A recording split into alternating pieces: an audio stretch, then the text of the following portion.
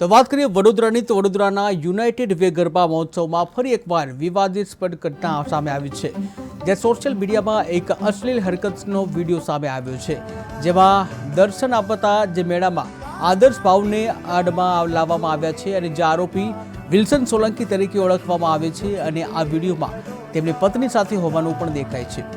આ રાસોત્સવ દરમિયાન એનઆરઆઈ કપલનો જૂથ પહેલાં પણ વિવાદ સર્જી ચૂક્યો છે।